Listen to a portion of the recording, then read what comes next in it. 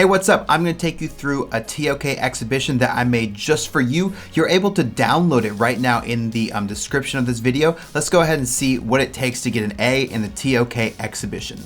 Get an A in TOK.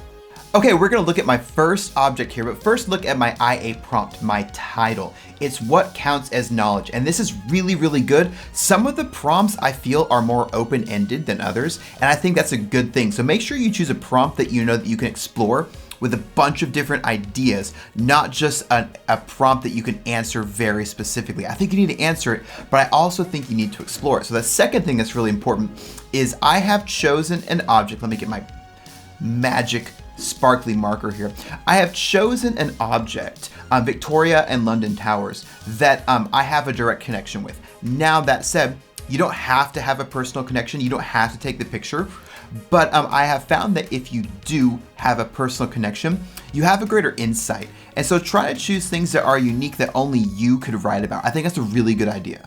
This object is related to my favorite TOK real life situation, which is miasma theory. And it's this belief that these floating particles of pollution, also known as miasma, were responsible for every disease in the world. So if you had a cold, it's miasma. If you had syphilis, it's miasma, and it's just not true. But what ended up happening was they built these huge towers to prevent the spread of miasma, and the thing didn't really exist. So I'm going to talk about this in my exhibition, but what's really important is I don't talk about miasma theory. That's not an object. I'm going to talk about these two towers right here.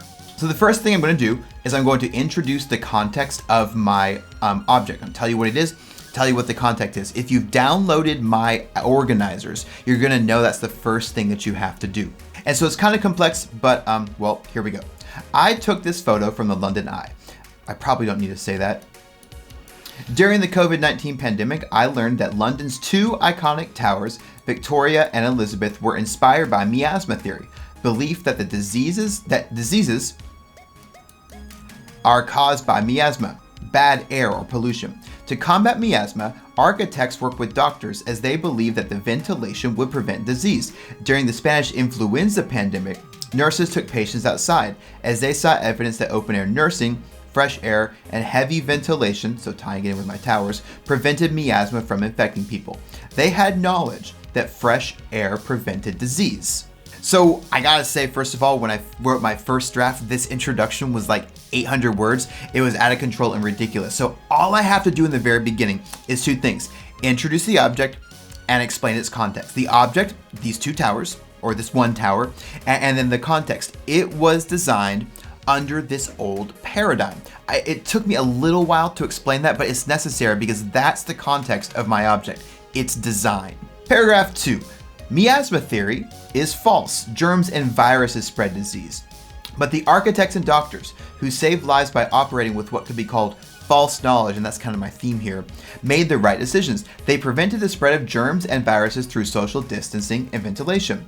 Their knowledge was justified and believed, but it wasn't true.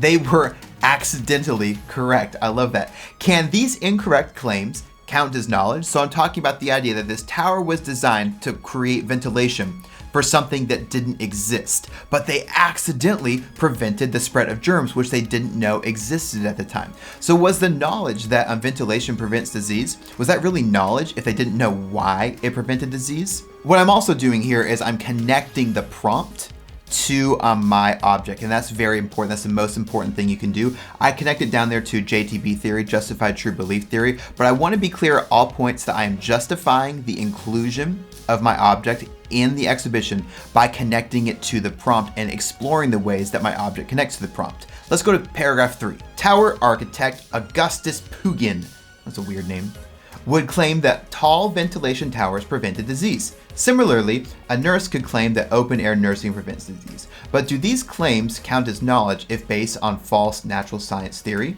Or is it luck that the paradigm was close enough to the truth that it proved to be helpful? So choose the word paradigm there, that's a good TOK term.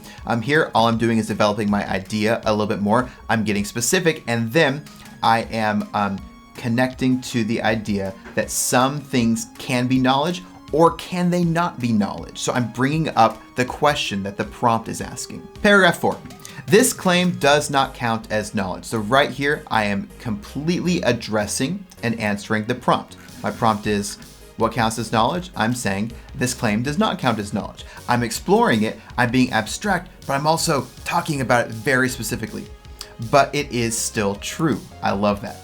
In this case, one needs to apply the correspondence test for truth. The claims above were true because they corresponded with reality, but the hypothetical nurse and the tower architect did not have knowledge because their perspectives, TOK term, were not grounded in truth. This false knowledge just happened to be true. Now, one of the things you're going to notice about all of my exhibition responses is that I try to end with a very short and clear sentence. I think it's really good to end with a direct reference to the IA prompt. Now, the most important thing here is that I do not talk about miasma theory. Even though that's the inspiration and that's the real life situation that I like, everything needs to be grounded in these towers right here because these are the objects. And one of the hardest things of the exhibition is that we tend to be thinking too big. We need to be grounded in the object. So I'm going to create another lesson that will tell you how to choose an object because I was working on another example and I completely blew it. So make sure as you're writing, you're not talking about the event, the situation, the whole person's life. Instead, you're talking about something very specific, which is the architectural design of these two objects, of these two towers. The towers are my object. All right, let's look at object number 2. It is my daughter with her awesome little green eyes. I'm just kidding, that's kind of creepy. I'm gonna start over. Okay, this is object number 2, and I'm gonna be totally honest. This didn't actually happen. This is like a mashup of a couple of different things that happen with my children, but it created such a great, I'm gonna say, it's like kind of like the Gettier problem here, but it created such a good prompt that I took the photo, merged it with something that my son said, and then created it all about these French fries. So the object here are these French fries. Let's take a look. In this picture, my daughter wanted more fries. The only problem, she did not have knowledge of language. Instead, she put sounds together as an attempt to get more. One sound combination she made were the D and the A sounds. She looked at me and said, "Dada." Thrilled that my daughter's first words mentioned me, this was true, I gave her fries. Then she pointed at the fries and said, "Dada." Then she looked at our dog and said, "Dada."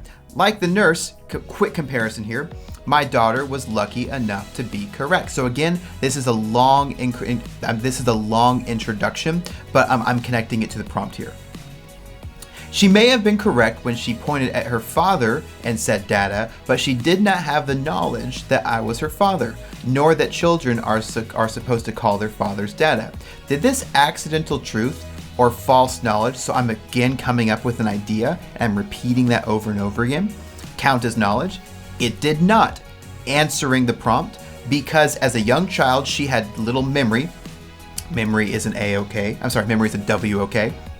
To justify her action enough to be knowledge. Something can count as knowledge if the knower knows it as knowledge. That's got to be like the most TOK sentence ever. So even though these two paragraphs were very, very long introductions, what's good is I end this paragraph specifically addressing and answering the IA prompt. So the IA prompt is, what counts as knowledge? And I'm saying something can count as knowledge if the knower knows it as knowledge. That is ridiculous. Something important now. What we're about to read in the second half of this response, I did not have planned at all, but I just started writing and I didn't worry about the word limit. I just wrote a whole bunch of random, half of it was crap. It was just terrible, but I just wrote down as many ideas as possible. And then after like 4 bad ideas, I came up with some really cool stuff. So check out the cool stuff that I came up with. Additionally, these fries pose a bigger dilemma regarding knowledge and the knower. You know, just dropping the unit name there. A dilemma of perspective. So now I'm gonna focus it on me. So the first part of this prompt was about my daughter, but that was kind of basic. I answered it really quickly. I said, no, it doesn't count as knowledge. And I could have stopped there, but I'm taking it further. Can I claim that my daughter called me Dada? I can, but my claim, though justified, true, and believed, is also false. My claim may be true on the surface. She did make the sound Dada. But when I make this claim, I am applying shared knowledge about a word and its meaning. And in a sense, my claim is both true and false. So what I'm saying here is when I say the word dada, we're thinking of the word dad. And I know that she called me dada, but at the same time, she didn't. Because I understand the connotation of data and the intent of her word sound, my claim is false and doesn't count as knowledge. IA prompt.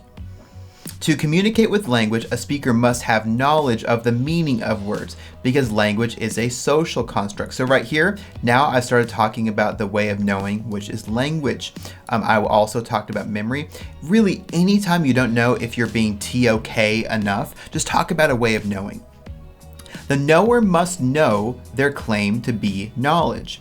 Without knowledge of a word's meaning, a word is just a sound. My daughter did not have knowledge of the word. I did, but I was the meaning maker, not her. My claim does not count as knowledge because I created the knowledge claim through my ability to recognize language, but I also know the context of the produced sounds, that they were created one without knowledge, that they were created, that typo, and know that there could not have been meaning created. So what I'm saying here is a bunch of random stuff, but basically, because I know the truth, I can't claim it as knowledge. I should probably just say that there at the bottom. So this response led me in two different directions. First of all, did my daughter actually call me dada? And then can I make a knowledge claim that she called me dada? I looked at two different perspectives.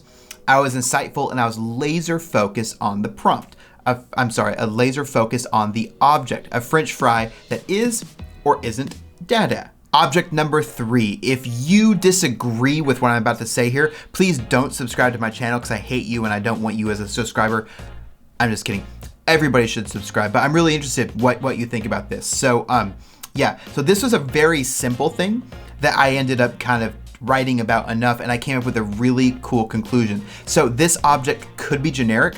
The situation that this object prompts could be generic, but I connected this to the way of knowing of memory and my own experience, and we call that empiricism. Let's look at the beginning. I refuse to accept the claim that this book is called the Berenstain Bears. So do many others. This phenomena, the Mandela effect, has become popular on the internet as shared knowledge is proven to be false. So this is just a really short, simple introduction of the object and its context. The object is the Berenstain Bears book, and the context is right now on the internet, many people think it's actually called the Berenstain Bears.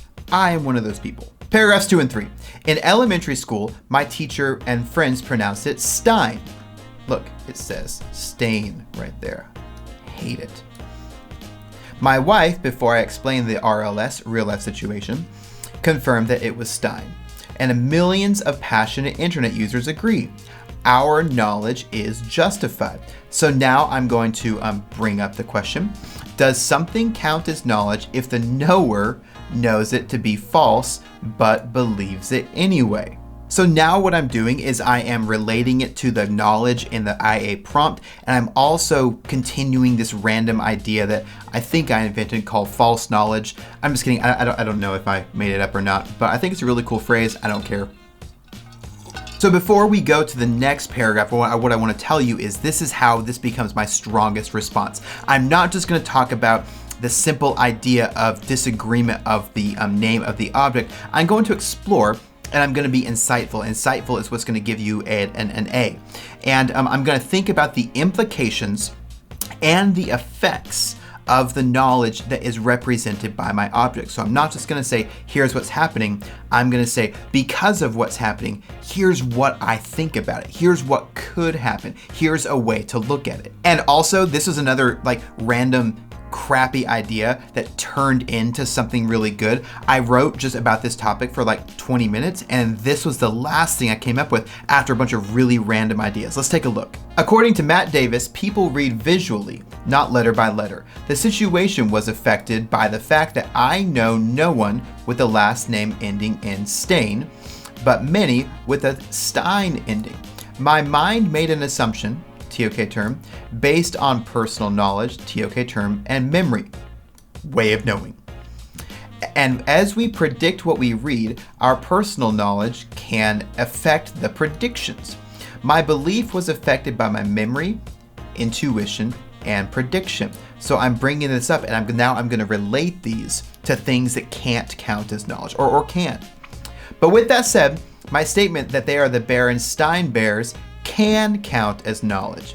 Now this is totally shocking, and I want to shock my reader here because I'm saying I know it's wrong, but it can count as knowledge. In a timeline void of people named Berenstain, and in an AOK that evolves collectively, why can it not be pronounced Stein?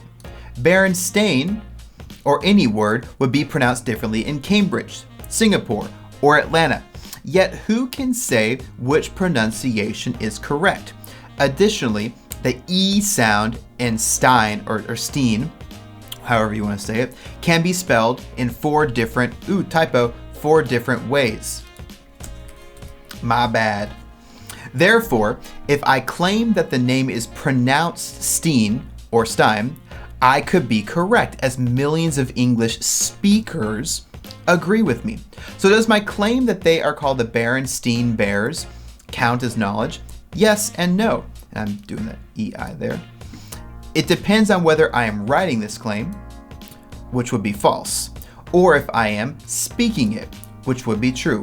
What counts as knowledge can depend on how a claim is communicated. So right here, I'm ending with another direct answer to the IA prompt. So I'm biased, TOK term, but I think this is a pretty good example. It could be better. I would not score this a 10.